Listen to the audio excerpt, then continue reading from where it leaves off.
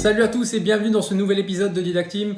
Aujourd'hui, on voit ensemble un exercice, un problème, un thème plus généralement, voir ensemble les procédures que les élèves pourraient mettre en place et en tant qu'enseignant ou futur enseignant, essayer d'avoir un regard critique pour proposer cet exercice de la meilleure manière possible pour un élève. Dans ce deuxième épisode, on aborde la typologie de Vergniaud. Il y a au moins une personne qui va commenter. Bah enfin, voilà, quelqu'un qui parle des vrais trucs. On va donc voir ensemble plusieurs manières de poser un problème devant une classe. Et l'idée, c'est que les élèves donnent du sens à ces 4 opérations. Addition, soustraction, multiplication et division. On commence tout de suite avec addition et soustraction. Alors la première catégorie qui est présentée par Gérard Vergniaud, ici c'est la transformation d'état. On part d'un état initial, j'avais par exemple 2 bonbons. Ensuite on a une transformation, on m'en donne 5. Et donc on se retrouve avec un état final, j'ai 7 bonbons. Bah ouais, logique. Et à partir de ce problème relativement simple, vous pouvez cacher une des 3 étapes, et l'élève va devoir mobiliser l'addition ou la soustraction pour trouver le nombre manquant. Donc avec vos élèves, vous rentrez dans une dimension temporelle de ces opérations. Qu'est-ce qui se passait avant et qu'est-ce qui va se passer après? On va donc maintenant donner un autre sens à ces opérations avec la composition d'état. Si j'ai 2 bonbons à la fraise et 5 bonbons à l'orange, en tout j'ai 7 bonbons. Bah ouais, logique. Et comme précédemment, on peut cacher une de ces 3 valeurs, et l'élève va donner du sens ici aux opérations. Pour rechercher le composé des deux, il utilisera l'addition, et pour la recherche d'un des 2 composants, il utilisera la soustraction. Encore une autre manière de donner du sens à ces opérations, la comparaison d'état. J'ai 2 bonbons, et si mon ami en a 5 de plus que moi, alors elle en a 7. Bah ouais, logique.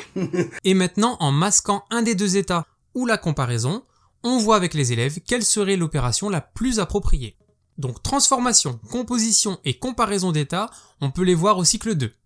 Et au cycle 3, on peut se permettre d'aller un peu plus loin avec la composition de transformation d'état. Oh là,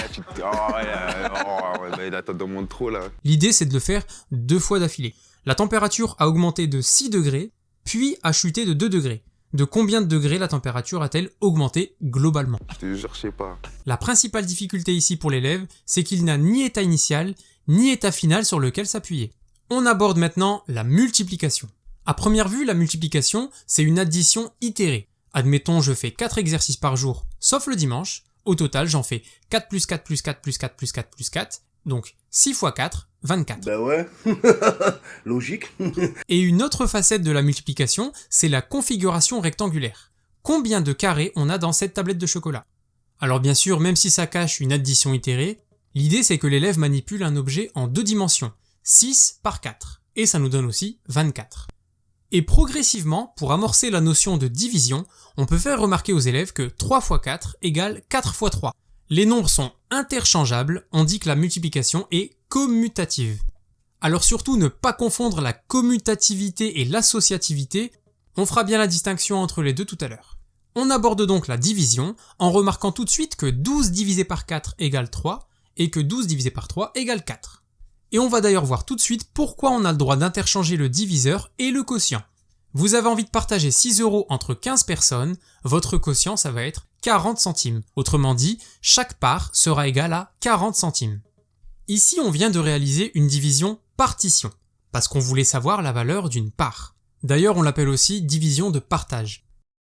Et maintenant si on divise 6 par le quotient, 0,40, on fait ce qu'on appelle une division cotition. De quoi on parle? De quoi on parle les gars? Concrètement, si mes 6 € je les regroupe en petits paquets de 40 centimes, je vais pouvoir faire plaisir à 15 personnes. D'ailleurs cette division, on l'appelle division de groupement. Et en général, les élèves voient plus la division comme un partage. C'est pour ça qu'ils ont un peu plus de mal avec la division par groupement, la division cotition, et ça se comprend parce que diviser par 0,40, c'est un peu moins parlant que de couper un objet en 2, en 3, en 4, en 15, etc. Et donc en théorie, 12 divisé par 3 égale 4, on doit l'aborder de 2 manières différentes. Soit on a une ficelle de 12 cm qu'on veut couper en 3, et donc chaque morceau mesurera 4 cm, ou bien notre ruban de 12 cm, on a envie de le découper en morceaux de 3 cm, et donc on pourra en faire 4. Et maintenant, juste avant de parler des variables didactiques, on revient rapidement sur la commutativité et l'associativité. Pour effectuer le calcul 4 fois 79 fois 2,5, on peut utiliser la commutativité pour interchanger 4 et 79, Et l'associativité, c'est de se dire « je vais associer les deux là plutôt que les deux là ». Et donc sans calculatrice, on obtient 79 fois 10, ce qui donne 790. T'imagines, il est arrivé, il a dit les gars, j'ai calculé. Et on termine maintenant sur les variables didactiques. Si vous ne savez pas ce que c'est, tout est expliqué dans l'épisode 1, vous avez le lien en haut de l'écran. Alors voici quelques pistes, on peut jouer sur la taille des nombres, l'écart entre les nombres, est-ce qu'on travaille avec des nombres entiers ou des décimaux, est-ce qu'on autorise la calculatrice ou non, et on peut aussi jouer sur la tournure de l'énoncé. L'élève peut donc avoir du mal à trouver la relation entre les nombres, à placer l'inconnu correctement dans le problème. On a aussi la présence de mots qui peuvent induire en erreur, et on retrouve toujours la familiarité de l'élève avec le contexte de l'exercice. Voilà, si ça vous a plu, merci de mettre un like, n'oubliez pas de vous abonner et je vous dis à bientôt.